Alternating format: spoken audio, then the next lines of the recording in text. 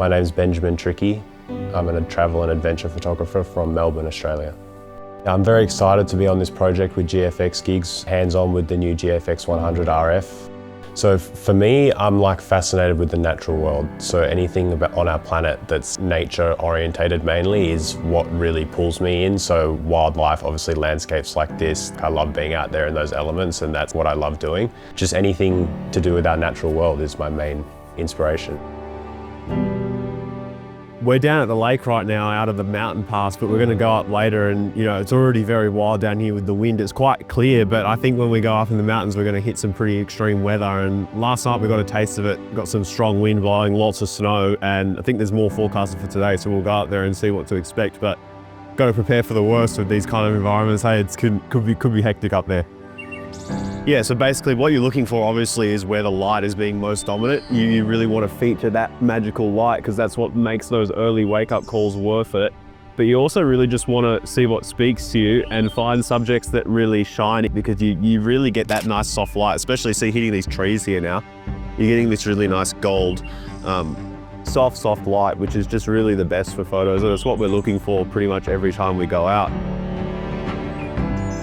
Just punching in with the crop sensor on the Fuji, and I'm just getting in close on the ridge line, and I'm really getting the details of the sun coming up.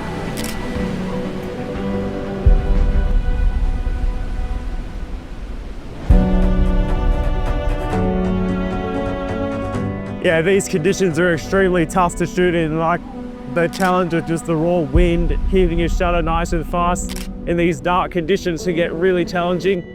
But you just got to persevere. You got to stay out here, and you'll be rewarded with some pretty epic shots of these conditions, because the light is hitting this wind perfectly, creating these epic ethereal scenes with golden mist coming up amongst these snowy trees. This is really as good as it gets at this kind of photography.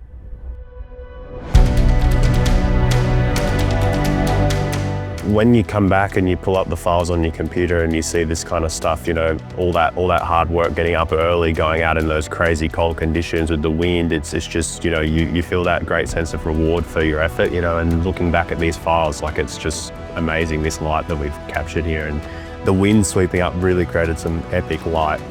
The sun was just poking through at the right times and just hitting the snow as it was getting whipped up, and it's created some really dreamy conditions, honestly. I'm looking for, if it's a mountain scene like what we're currently shooting, this kind of environment, you're either looking for some sort of dominant shape or feature, so either a mountain peak, either interesting trees in a nice pattern, so shapes, textures as well of the trees. You're looking if there's a grouping of things in a specific number, so 3s are often really good. And obviously the main thing, lights, that's a main thing that, in the spur of the moment when we're driving and you stop and you see that and go, yeah, stop there for that light, that's one of the main things, and it's kind of spontaneous, you just got to keep following the conditions, driving around and chasing that kind of light. Yeah, that's a big part of it. I'm just currently looking for anything that I find interesting over this river. So we've got a couple of trees that are arching over the river, and we've got some rocks that are kind of creating a nice U shape. These things create a nice aesthetic frame, so I'm trying to see if I can get close enough to where I can frame it.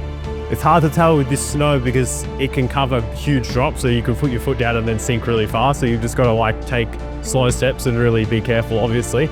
But we'll see if we can get a good frame here.